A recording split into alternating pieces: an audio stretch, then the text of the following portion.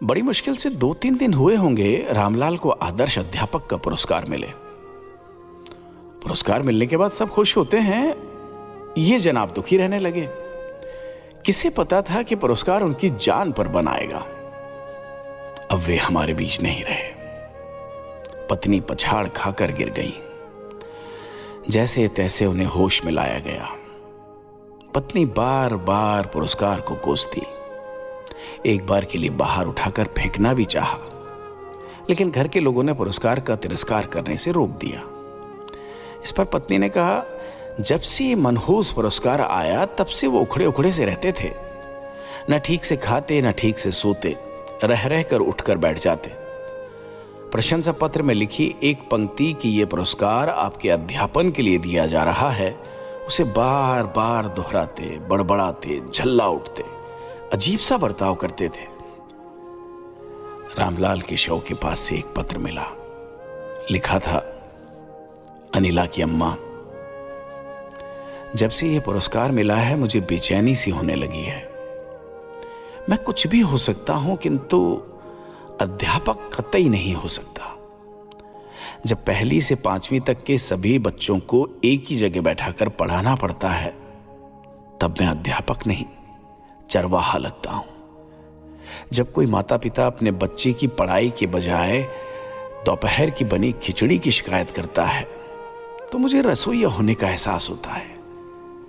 बच्चे की कॉपी जांचने की जगह अरहर की दाल, सब्जियों की ताजगी और चावल में कंकड़ बीनने में व्यस्त हो जाता, तब मेरे भीतर का अध्यापक कब का मर जाता। खड़िया लेकर बोर्ड पर सिखाने की जगह मैं जरूरी प्रोफार्मा भरने में अपनी उपलब्धि समझने लगता। पाठशाला में पाठ पढ़ाने की बजाय शौचालय की साफ सफाई और रख रखाव करना मुझे सबसे जरूरी लगता।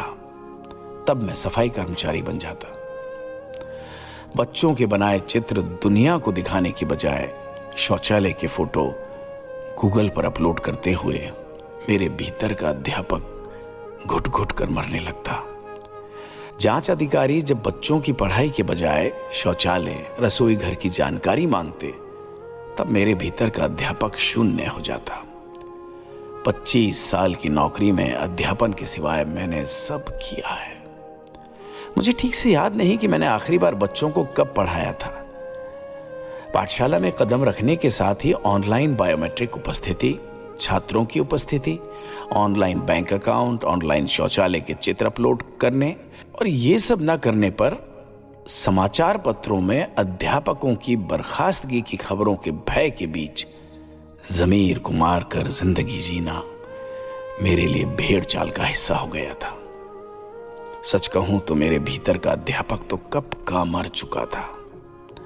अब मैं केवल अपने शरीर से विदा ले रहा हूं। अपना और अनिला का ख्याल रखना।